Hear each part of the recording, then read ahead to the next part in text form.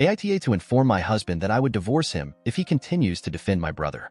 My husband and I, 29, have been together since high school, and we were introduced by my brother. We have a beautiful 4-year-old daughter who adores Emma, my brother's ex-wife. My brother and Emma have been together for around 4 years. She is an incredible delight to be with, bringing out the best in him. Our entire family cherished her. At times, I felt like my parents loved her more than us, and the same was true for my daughter. Emma was a fairy princess to her, and every time we went to take her up, she would cry and urge us to go home and come back tomorrow because she wanted to be with Aunt Emma. Anyway, Emma was 26 weeks pregnant, 6 months, and we were all looking forward to it. My brother and her had always wanted a baby and seemed overjoyed whenever we visited them. She would have been an amazing mother. Emma had been feeling bad, and her stomach hurt, so she requested my brother to drive her to the hospital, where the doctors said everything was all right and sent her home. She kept saying that she didn't feel right, but my brother dismissed it as her overreacting. The next day, my brother, husband, and their friends went for a fishing trip. Emma urged my brother not to go since she didn't feel right and needed someone to be with her. My amazing brother became mad, telling her to quit overreacting, that everything isn't about her, and that he needed some alone time. Well, he turned off his phone and proceeded on the trip. Emma called me crying and asked if I could come over because her stomach hurts. By the time I arrived, she was half conscious on a bloody floor. Rushed her to the hospital. The hospital told they required her husband's signature to carry out the operation. There was a lot of bickering.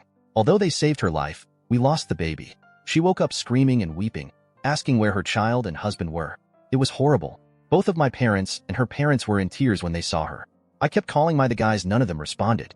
When Emma finally calmed down, it was even more unsettling. It was as if she had given up, with no soul left in her eyes. My brother returned the next day to an empty, bloody apartment, ran to the hospital and apologized to Emma while crying. She looked at him with no feelings and asked for a divorce. My brother grew depressed after that, and he would spend his days drinking in the baby's nursery. None of us really consoled him. I suppose we all blamed him in some way. My husband went to meet him, and when he returned, he told me about the above and asked that I apologize to my brother for neglecting him and go console him. I refused.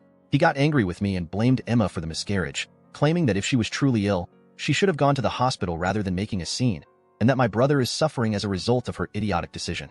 He kept defending my brother, stating that it wasn't his fault that he wanted some alone time before the baby, and so on. I couldn't take it any longer, so I told him that if he kept defending, I would divorce him. I took my daughter and left for my parents' home. It's been 2 days, and neither of us has tried talking. I'm not sure if I behaved like an H. And recalling all he said, I believe I should at least console my brother. I suppose I wanted opinions? Edit. Prior to performing any life-threatening surgery, the hospital requires the patient to sign a waiver. These paperwork can be signed by the patient or their family. Because Emma was not conscious enough, they required her husband's signature. I was alone and confused, and it was a lot. The hospital agreed after much discussion, but it really caused a lot of unnecessary delay. Info.